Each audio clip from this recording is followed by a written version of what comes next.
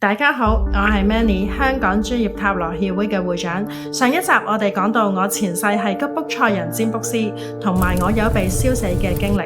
大家可以睇翻上一條影片揾翻內容。我學生邀請我哋去佢朋友嗰度做前世催眠，結果我老公見到佢前世係清朝嘅皇族，佢娘親收到消息，所有有機會繼承皇位嘅都會被殺死。結果佢娘親暗地裏安排佢成功逃出生天，後來暗殺佢嗰啲人逼佢娘親講佢個仔去咗邊，佢唔肯講，結果被殺，所以犧牲自己救咗佢一命。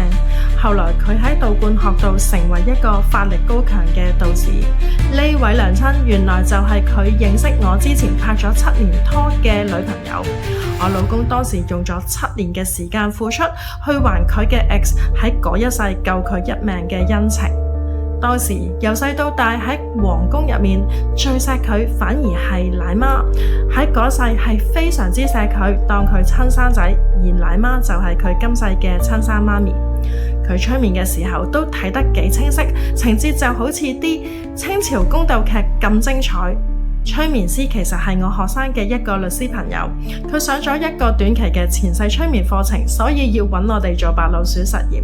雖然我老公做催眠比較順利，但係我就好似唔係好入到狀態。催眠師問一句，我就勉強揾到一啲類似嘅影像出嚟，但唔係好真實，好多好似夾硬想象出嚟去答翻催眠師問我嘅問題。最特別嘅係問我發生乜嘢事，點解會燒死。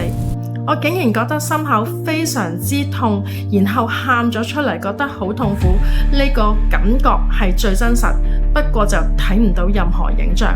我相信呢個感覺係嚟自一個好深嘅創傷，所以我相信燒死呢件事係真嘅。後來一位低調但道行好高嘅師傅主動聯絡我老公，話想收佢做徒弟，原因係我老公嘅前世天賦好高，甚至將來青出於藍。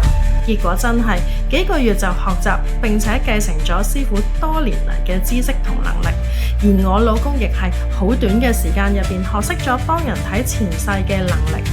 所以再講我知我有一世係女巫嘅真實故事。今集講到呢度先，下集再講我嘅前世故事。記得追蹤 Manny，下集見。